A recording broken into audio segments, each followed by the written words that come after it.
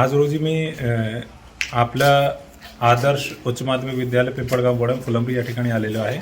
Already ज्यावेळी आम्ही entry केली तर खूप लोक या ठिकाणावरून बाहेर जात होते आणि धावत होते आणि त्याच्यानंतर पोलीसचे कर्मचारी तिकडे बाहेरच बसले होते. त्यांच्या कोणावरही कंट्रोल नव्हता आणि आतमध्ये ज्यावेळी ग्राउंड फ्लोअरची तपासणी केली त्यावेळी विंडोवरून खूप सारी पुस्तकं आणि चिठ्ठी वगैरे खाली टाकत होते आणि त्यामध्ये आपण जितके बी पुस्तक आणि बुक्स वगैरे संकलन केलं तर आपल्याकडे इतकं संकलन झालेलं आहे ते सगळे गणितचे नोट्स आहेत आणि त्यामध्ये असं दिसतोय की आपल्या जितके बी या ठिकाणी जे काम करत आहे संस्थाचे लोक आहे, इन्व्हिजिलेटर्स आहे, त्यांना सगळ्यांना मुद्दामून त्या ठिकाणी नोट्स वगैरे त्यांना प्रोव्हाइड केलेला आहे किंवा मुले ज्यावेळी आणले तर त्यांची फ्रिस्किंग बरोबर रीतीने नाही झाली आणि त्या ठिकाणी खूप मोठ्या प्रमाणात चिटिंगचं प्रकरण या ठिकाणी समोर दिसून आलेलं आहे.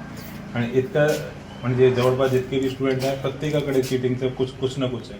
एक दो बच्चों की चूक हो सकती है, कोई बच्चा लेके आ रहा है उसमें चूक दिख सकती है, बट इतना ज़्यादा नंबर पे यदि आप देखोगे तो त्यामध्ये तुम्हाला सगळे पुस्तक वगैरे दिसेल.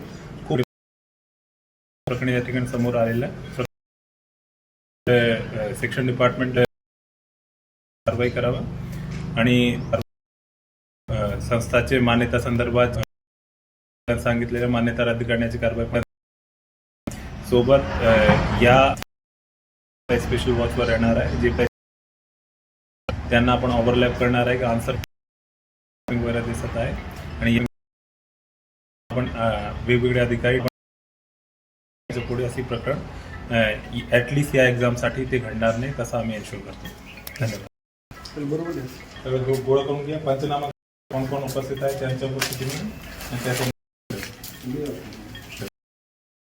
कसं आलं इथे मुलांनी अगोदर परीक्षा चालू व्हायच्या अगोदर मूळ वर्गात गेल्या आधी जेव्हा गेलो तेव्हा ते म्हटलं ओपनच ठेवलं होतं आधी. हो अगोदर, कारण त्या आज याची गाडी आली होती ना त्यामुळे गेट उघडं होतं आम्ही येऊ शकतो.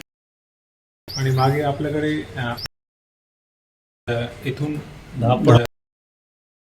मेडिकल इमर्जन्सी त्यांना असं आहे मेडिकलचं त्याचं सगळं आहे पण त्याला पडले होते